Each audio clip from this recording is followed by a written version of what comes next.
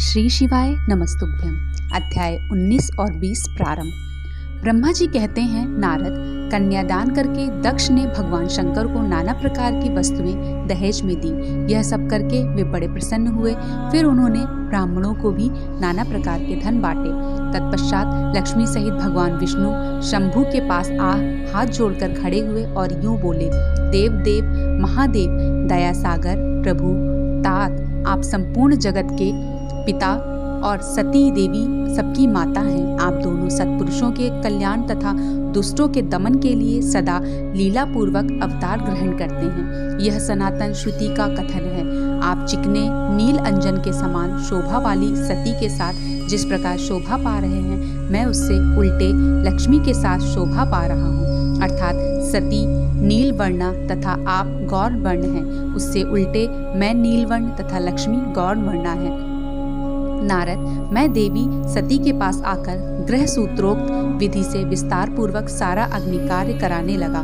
मुझ आचार्य तथा ब्राह्मणों की आज्ञा से शिवा और शिव ने बड़े हर्ष के साथ विधि पूर्वक अग्नि की परिक्रमा की। उस समय वहाँ बड़ा अद्भुत उत्सव मनाया गया। गाजे बाजे और नृत्य के साथ होने वाले वह उत्सव सबको बड़ा सुखद जान पड़ा। तदंतर भगवान विष्णु बोले, सदाशिव, मैं आपकी आज्ञा से यहाँ शिव तत्व का वर्णन करता हूँ। समस्त देवता तथा दूसरे मुनि अपने मन को एकाग्र करके इस विषय को सुने। भगवान, आप प्रधान और अप्रधान हैं। आपके अनेक भाग हैं, फिर भी आप भाग रहित हैं। ज्योतिर्मय स्वरूप वाले आप परमेश्वर के ही हम तीनों देवता अंश हैं। आप कौन, मैं कौन और ब्रह्मा कौन है? आप परमात्मा के ही ये तीनों अंश हैं, जो सृष्टि, पालन और संहार करने के कारण एक दूसरे से भिन्न प्रतीत होते हैं। आप अपने स्वरूप का चिंतन कीजिए। आपने स्वयं ही लीला पूर्वक शरीर धारण किया है।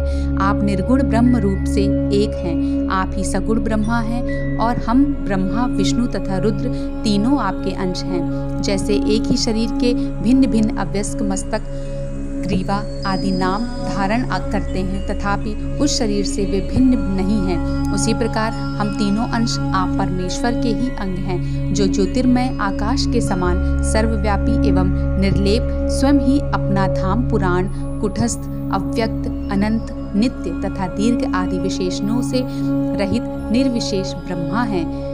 वहीं आप शिव हैं, अतः आप ही सब कुछ हैं। ब्रह्मा जी कहते हैं, मुनीश्वर, भगवान विष्णु की यह बात सुनकर महादेव जी बड़े प्रसन्न हुए। तदंतर उस विवाह यज्ञ के स्वामी परमेश्वर शिव प्रसन्न हो लौकिकता की गति का आश्रय ले हाथ जोड़कर खड़े हुए। मुझ ब्रह्मा से प्रेम पूर्वक बोले। शिव ने कहा, ब्रह्मान, आपने सारा वैवाहिक कार्य अच्छी तरह संपन्न करा दिया। अब मैं प्रसन्न हूँ। आप मेरे आचार्य हैं। बताइए आपको क्या दक्षिणा दूँ? सूर्यज्येष्ठ, आप उस दक्षिणा को मांगिए। महाभाग, यदि वह अत्यंत दुर्लभ हो तो भी उसे शीघ्र कहिए।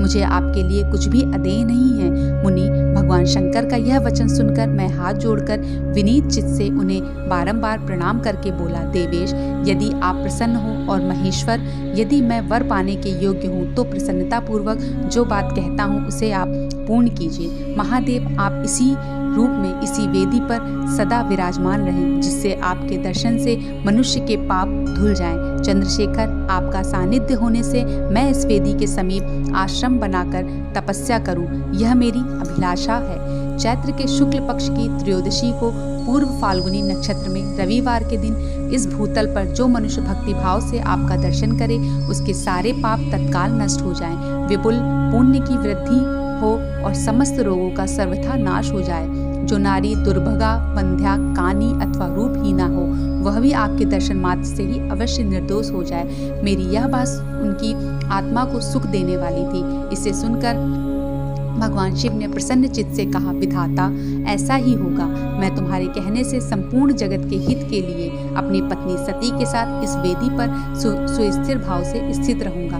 ऐसा कहकर पत्नी सहित भगवान शिव अपनी अंश रूपणी मूर्ति को प्रकट करके वेदी के मध्य भाग में विराजमान हो गए। तत्पश्चात स्वजनों पर स्नेह रखने वाले परमेश्वर शंकर दक्ष से विदा ले अपनी पत्नी सती के साथ कैलाश जाने को उद्यत हुए। उस समय उत्तम बुद्धि वाले दक्ष ने विनय से मस्तक झुकाकर हाथ जोड़कर भगवान वृषभध्वज की प्रेम पूर्वक स्तुति की। फिर श्री विष्णु आदि समस्त देवताओं मुनियों और शिव गणों ने नमस्कार पूर्वक नाना प्रकार की स्तुति करके बड़े आनंद से जय जयकार किया। तदंतर दक्ष की आज्ञा से भगवान शिव ने प्रसन्नता पूर्वक सती को वृषभ की पीठ पर बिठाया और स्वयं भी उस पर आरूढ़ हो वे प्रभु हिमालय पर्वत की ओर चले। भगवान शंकर के समीप वृषभ पर बैठी हुई सुंदर दांत और मनोहर हास वाली सती अपने नील श्याम वर्ण के कारण चंद्रमा में नीली रेखा के समान शोभा पा रही थी। उस समय उन नव दंपत्ति की शोभा देख श्री विष्णु आदि समस्त देवता, मरीचि आदि महर्षि तथा दूसरे लोग ठगे से रह गए, हिलडुल भी ना सके तथा दक्ष भी मोहित हो गए। तत्पश्चात कोई बाजे बजाने लगे और दूसरे लोग मधुर स्वर से गीत गाने लगे। कितना ही लोग प्रसन्नता पूर्वक शिव के कल्याण में उज्ज्वल यश का गान करते हुए उनके पीछे पीछे चले। भगवान शंकर ने बीच रास्ते से दक्ष को प्रसन्नता पूर्वक लौटा दिया और स्वयं प्रेम अकुल हो प्रथम गणों के साथ अपने धाम को जा पहुँचे। यद्यपि भगवान शिव ने विष्णु आदि देवताओं को भी विदा कर दिया था, तो भी वे बड़ी प्रसन्नता और भक्ति के साथ पुनः उनके साथ हो लिए। उन सब देवताओं, प्रथम गणों तथा अपनी पत्नी सती के साथ हर्ष भरे शंभु हिमालय पर्वत से सुशोभित अपने कैलाश धाम में जा पहुँचे। वहां जाकर उन्होंने देवताओं, मुनियों तथा दूसरे लोगों को बहुत आदर सम्मान करके उन्हें प्रसन्नता पूर्वक विदा किया। शंभु की आज्ञा ले वे विष्णु आदि सब देवता तथा मुनि नमस्कार और स्तुति करके मुख पर प्रसन्नता की छाप लिए अपने अपने धाम को चले गए। सदाशिव का चिंतन करने वाले भगवान शिव भी अत्यंत आनंदित हो हिमालय के शिखर पर रहकर अपनी पत्नी दक्ष कन्या सती के साथ विहार करने लगे। सूत जी कहते हैं, मुनियों, पूर्व काल में स्वयंभू मनवंतर में भगवान शंकर और सती का जिस प्रकार विवाह हुआ वह सारा प्रसंग मैंने तुमसे कह दिया।